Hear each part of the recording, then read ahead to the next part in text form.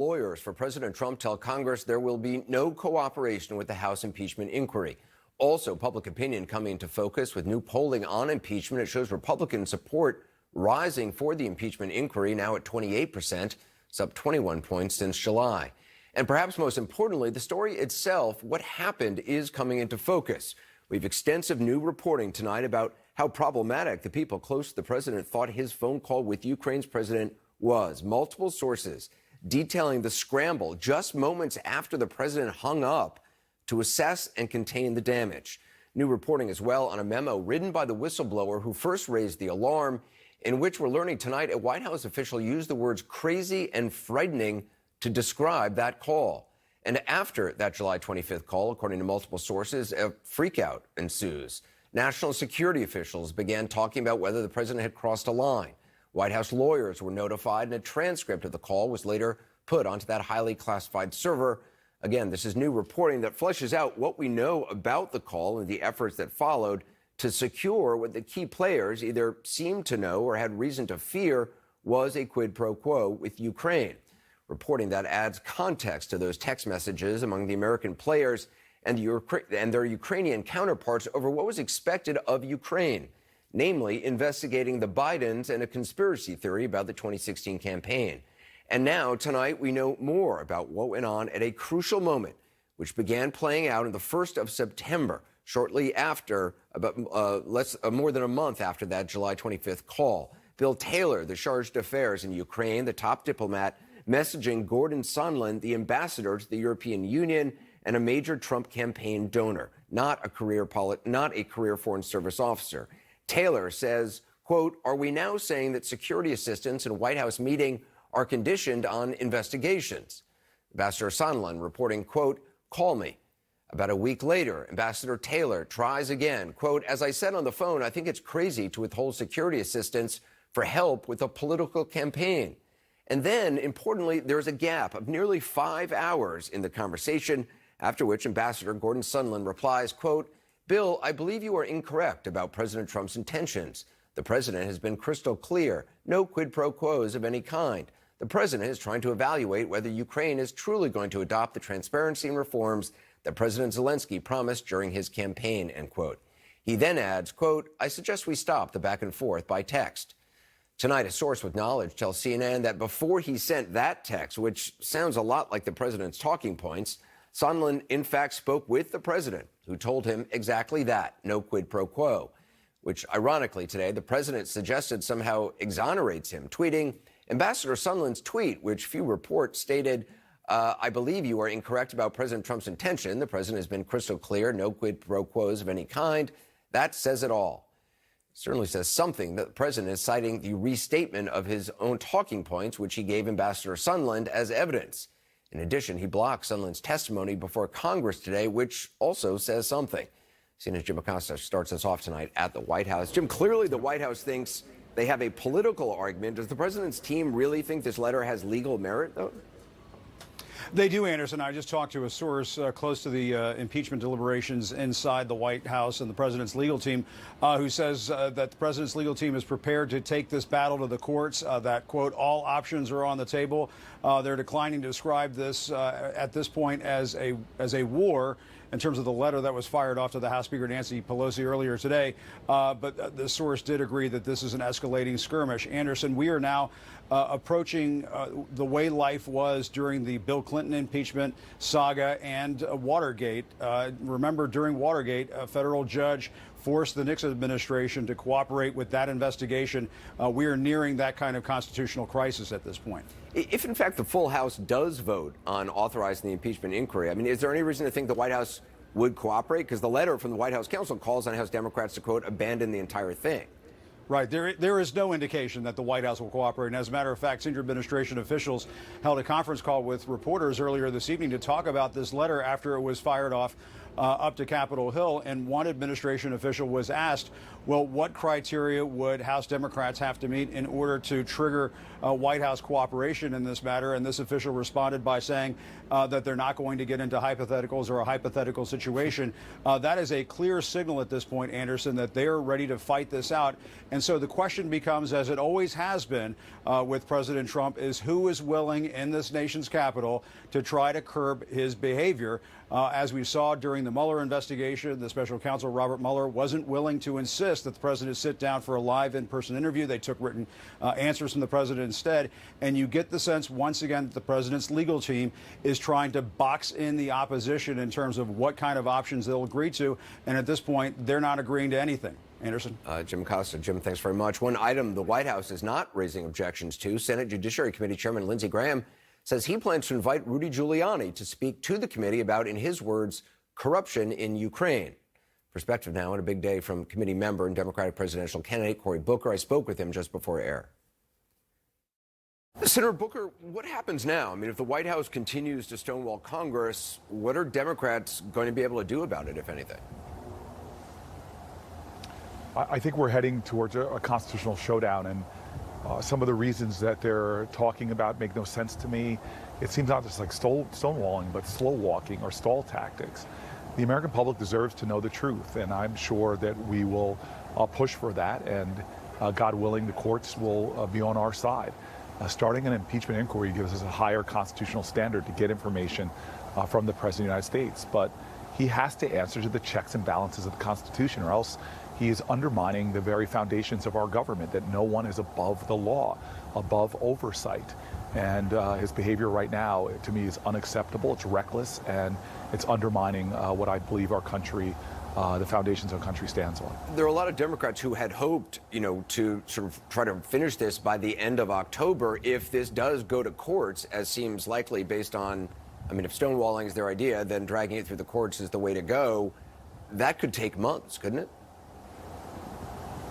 It absolutely could. Again, these are tactics that are not like somebody who should be the leader of the free world. He's acting more like an authoritarian figure that does not think that they're subject to oversight, to checks and balances that are designed by our Constitution.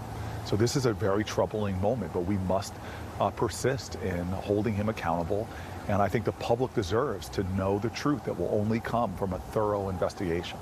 Is there enough evidence in your mind already out there based on the partial transcript, the president's statements, whatever other testimony may be possible, or the testimony that folks in Congress have already heard? Is there enough for the House to actually move forward with an impeachment if they decided to? Well, I believe there is, but I think that they have to go through their processes. They're a large body with many different members, Republican and Democrat, that have a lot of different views on this. And I think the more information comes out, the more people who will stand firmly on moving forward and writing up articles of impeachment. If a formal impeachment inquiry, if a vote in the House would prompt more cooperation from the White House, which is what they're, one of the things that they are claiming from the entire House, should Speaker Pelosi go ahead and do that?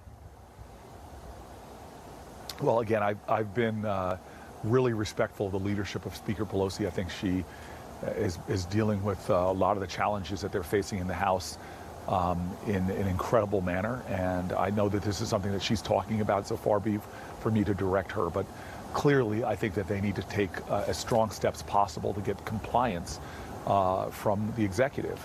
We are the Article I branch of government. We have a sworn obligation. We all swore an oath to uphold and defend the Constitution, and that means the constitutional mandates to provide oversight of the executive. And if he's not cooperating with that, we must do everything necessary to make sure he does, because he is not the dictator-in-chief. He's not the authoritarian in charge of our government. He is the president. That is an office of the people, and he is subject to the People's House, the House of Representatives. You're a member of the Judiciary Committee. Do you think Rudy Giuliani should, in fact, come and testify in front of your committee? And if so, what would you want to hear from him? God, first of all, I would savor the opportunity. I would, and especially if it's done publicly. And I know Rudy Giuliani is from New York, very close to Broadway. He loves the theatrics. But there are real things that he has to answer for. And the conduct that he's been doing, the direction he's been taking from the president, his intervention in areas where there are critical national security interests. Yeah, there's a lot I'd like to know from him. And I believe his behavior has been despicable. And the lies and the half-truths and the deception that he's been doing at the direction of this president and beyond is unbecoming, and he should stand before Congress and answer for it. So, again, I would be happy to, as a member of the Judiciary Committee, to ask him publicly to answer for it. And it may end up being, he may not be cooperative. He may be obstruction. Some late new reporting on what we're now learning about who else was working with Rudy Giuliani on the Ukrainians. Also, our legal and political team join us next to talk about the White House letter, all the new reporting, and more. And later, a Republican senator who's trying hard not to say much about all of this. Like many Republicans, we'll see what happens when we ask her the same question her constituents are about where she really stands. With the White House now making it clear tonight they will not cooperate with House impeachment inquiry, the stage is set for a constitutional showdown. With President Trump's decision to block the appearance of a key player, not to mention a big-dollar donor, it's also clear he intends to starve House Democrats of witnesses to what actually happened. That said, what the president taketh away, a multitude of sources now giveth. Every day brings new reporting from inside the White House, notably today by CNN's Pamela Brown, who's with us tonight, along with CNN chief legal analyst Jeffrey Toobin and former Ohio governor and 2016 Republican presidential candidate John Kasich. Jeff, when it comes to this White House letter saying essentially that they will not cooperate unless a formal vote is taken in the House, from a legal perspective, is there anything to that, or is this just a political move and a stalling tactic? You know, that letter is 8 pages, single-spaced, but it could be summed up in a single hand gesture, which I will not demonstrate. I mean, the breadth of the objections is so extraordinary. It's not we won't provide this witness. It's not that executive privilege covers this document. It's that we're not cooperating at all. And the argument that, well, you haven't voted a full impeachment inquiry, the letter very carefully does not say they will cooperate if there is such a vote. So, I mean, this seems to me an act of complete defiance to the House of Representatives, and the majority in the House is going to have to decide, are they going to fight in court, which could take months, or are they simply going to add this as another article of impeachment? Governor, in the letter, the White House claims the president's due process rights have been circumvented without a vote and that he has no choice but to not cooperate. Do you buy that at all? Anderson, Trump started all this with this outrageous call, this terrible call. And think about this for a second. We know for sure that he was pressuring the leader of another nation, in fact, one that was weak and beleaguered, to start an investigation. We know that. There's no question about that. So this all started with Donald Trump. Now, today, we were supposed to hear from this ambassador, Sondland, who had a series of text messages with this General Taylor from the embassy, and I think Volker, right, the former ambassador, also involved. And this was very interesting because it began to look as though there could have been some quid pro quo. In fact, that's what one of the text messages said. That's why I was so interested in this testimony. Anderson, what this gets down to is this. Trump made a terrible call.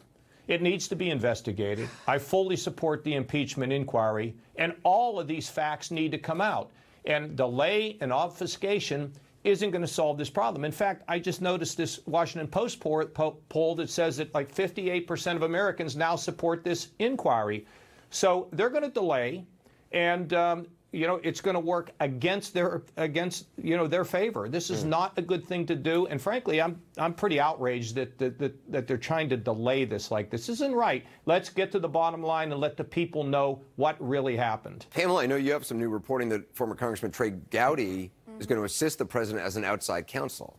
Yeah, it's really interesting, Anderson, because in this letter the White House released, it makes the case that this isn't a formal impeachment process, it's illegitimate, but the White House is gearing up for an impeachment fight, bringing in outside counsel, including Trey Gowdy, the former Republican congressman from South Carolina. He was at the White House today and met with Chief of Staff Mick Mulvaney, and we're told, my colleague Caitlin Collins and I are told, that he is expected to help President Trump in a private capacity as counsel. He's expected to work with Jay Sekulow, other outside lawyers as well. But if you look back at what he has said in the past in similar situations, it's very interesting because you'll recall in 2012 during the House oversight hearing with Eric Holder, when DOJ didn't turn over documents, Trey Gowdy criticized DOJ, saying that they should hand over documents in that proceeding. Here's what he said. The notion that you can withhold information and documents from Congress, no matter whether you're the party in power or not in power, is wrong. Respect for the rule of law must mean something irrespective of the vicissitudes of political cycles. And so now Wow. Trey Gowdy is expected to help the White House and their efforts, as we've seen, to essentially stonewall in congressional requests. Anderson. Yeah, I mean, Jeff, what a difference a couple of years and, going to private practice make. Well, and whose ox is gored. I mean, the core argument made in this letter is that, an impeachment inquiry can only take place if the full House votes for it. There was such a vote regarding the Nixon inquiry and the Clinton inquiry, but no court that I am aware of has ever held that that's required before the House starts an investigation. These are duly authorized committees, the Intelligence Committee, Judiciary Committee, Foreign Affairs. They are making these document requests. And the idea that the White House can simply refuse to produce all documents, can refuse to produce all witnesses in the entire executive branch, I just can't imagine any court will give that the time of day, although it could succeed in delaying proceedings for quite a few weeks, if not months. So, Governor, what would you recommend? The question on that, I was going to say the question on that is, if the full House were to vote for an inquiry, maybe, my sense is it would provide more weight to the courts, so the courts wouldn't just sit on this. Maybe that's a strategy that ought to be pursued. But the bottom line, there's a lot of other witnesses to come forward now. We've got at least 2 whistleblowers, and it's amazing. We got to try to protect their identity, like they were somehow, in the mafia reporting. I mean, it's just crazy. And there are other people, this former ambassador. But these folks who are not being presented, okay, let's try to remove. You got some legal mumbo jumbo you want to pursue, fine. Let's get it resolved, okay? Let's do it quickly. Let's have some rules for the minority in the House. Let's have some rules for the White House. If they don't want to have any rules, then you move forward, because the House can make its own rules. And there's plenty of witnesses yet to hear, but these witnesses, Sondland that was withdrawn today, I think is a critical witness in terms of getting to this whole issue of quid pro quo. Right. Well, because clearly Sondland had a phone conversation with the president in that 5-hour gap in which he didn't respond to the charged affairs, and then he suddenly responded, essentially quoting the president. Stick around. We're going to talk, speaking of witnesses, we just got even more breaking news to talk about. Next, there's new reporting, first on CNN, on how the president pushed top officials to go around the normal channels on Ukraine and deal instead with, guess who? His TV lawyer, Rudy Giuliani. Also tonight, an update on Bernie Sanders, how he is changing his campaign as he recovers from a heart attack. Well, there's more breaking news to report this hour. First on CNN, another top member of the Trump administration embroiled in the Ukraine controversy, in large part because of a conversation sources say the president directed him to have with Rudy Giuliani. CNN's Alex Marquardt is here with the story. So what's the crux of this new reporting? Well, Anderson, it just shows to what extent Rudy Giuliani really is the gatekeeper for Trump on Ukraine, how intertwined the U.S.-Ukraine policy was with the president's interest in Rudy Giuliani fueling this conspiracy theory about Joe Biden. And Anderson, what we're learning is that well before, 2 months before this now infamous phone call between President Zelensky and President Trump, there was a meeting between President Trump and his 3 top aides on Ukraine. They are Kurt Volker, the special envoy for Ukraine, Gordon Sondland, who is, of course, the EU ambassador, and Rick Perry, the energy secretary.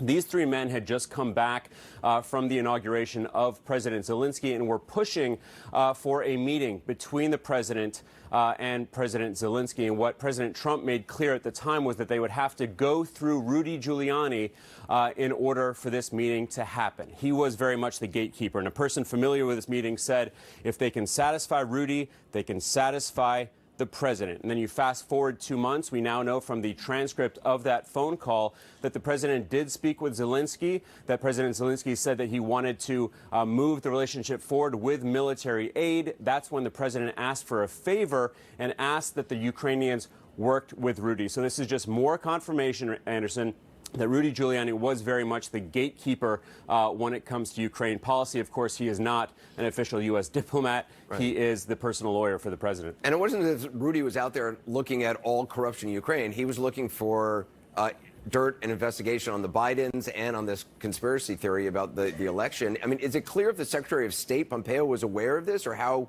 people made sense of this arrangement? Well, we do know that the Secretary of State was well aware of Rudy Giuliani's role. That is from the transcript of the July 25th call. Now, what's interesting is you would think that when these three top envoys came back from this inauguration, that would be the kind of meeting that the Secretary of State would be in. He was not in that meeting. We do not know if he was aware of that. But again, when you look at the transcript of that July 25th call, and it is littered with references to Rudy Giuliani and the president's request that the Ukrainians work with him. We do know that Secretary of State Pompeo was on that call. Now, the State Department has repeatedly denied that they set up or that they worked with. They were asked by Rudy Giuliani to set up meetings there. We do know that Kurt Volker and Sondland were working with the Ukrainians to set up those meetings, but there's no indication, Anderson, that Mike Pompeo was part of that, but he was certainly aware of the role that Rudy Giuliani was playing in essentially this parallel policy with Ukraine. Yeah, Alex Marquardt, thank you very much for the new reporting. Back with us now to get reaction to all this, Pamela Brown, Jeff Toobin, and John Kasich. Jeff, what do you make of this apparently? I mean, again, the idea that Rudy Giuliani is the gatekeeper here to all foreign service people, to, Secretary Rick Perry, again, it's just bizarre because we know what Giuliani's focus was. It wasn't legitimate investigations of ongoing corruption in Ukraine. It was Biden and the, 2016 conspiracy theory.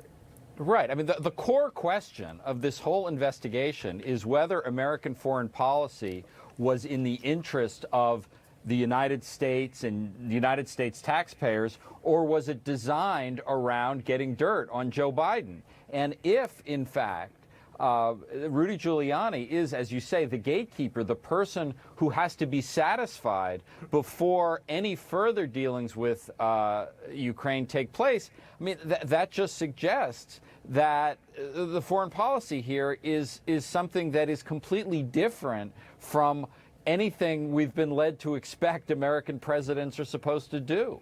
Well, it's also fascinating when you read those text messages between Ambassador Sondland and the others, that 5-hour gap in which now we know Sondland did talk to the president, and then basically suddenly writes out this text that, I mean, compared to all the other texts that he's been sending in this exchange, it is as if it's been read out to him or he wrote it down.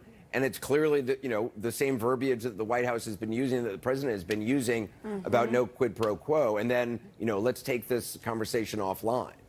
Yeah, it's really an interesting development in the story, Anderson, that we're learning during those hours, that 5-hour gap. He spoke to the president, then went back on the text exchange to say there was no quid pro quo, but let's take this offline. And as we piece together all of this happening, including what Alex just laid out, it really does raise more questions about why the president withheld that Ukraine aid, because what we have learned through Alex's reporting is that Perry and his other government officials came back from Zelensky's inauguration saying, we believe he's going to be a trusted ally and that you should meet with Zelensky. And yet the president really didn't buy it. He didn't believe them because he was putting more stock into what his outside attorney, Rudy Giuliani, had been telling him, and that negative information.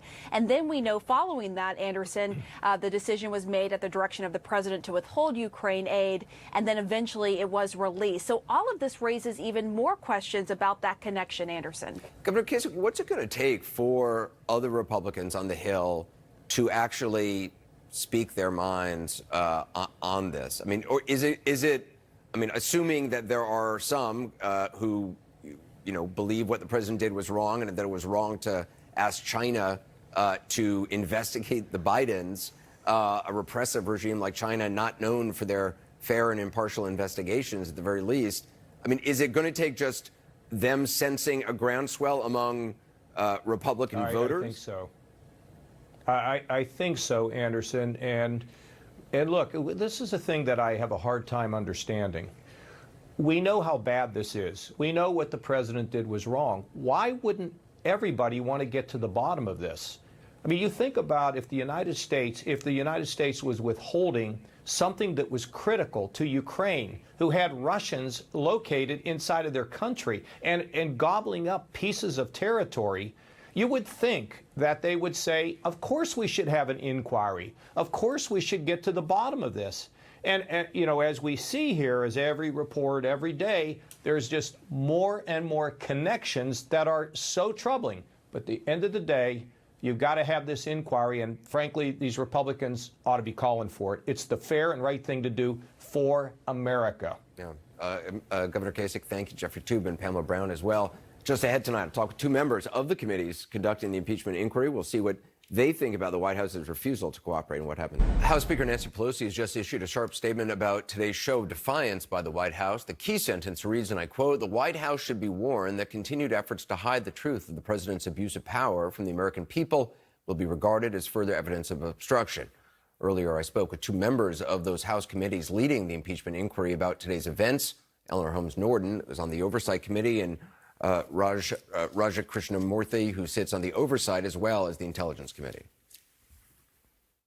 Congresswoman Norton, the White House is clearly refusing to cooperate, stonewalling at the very least. What now? What are you and your fellow Democrats going to do in response to this letter? This is not unexpected, Anderson. When the White House stonewalls, they commit a grievous error.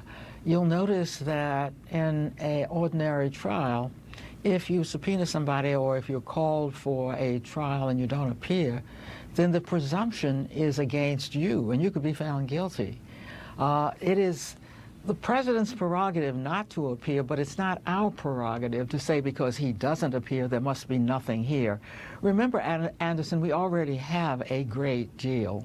We have two whistleblowers whose comments have been seen by the IG as credible, and yet we're trying to abide by the process, trying to give the president every opportunity during the investigation, but he can't stop the investigation by refusing to cooperate with the investigation.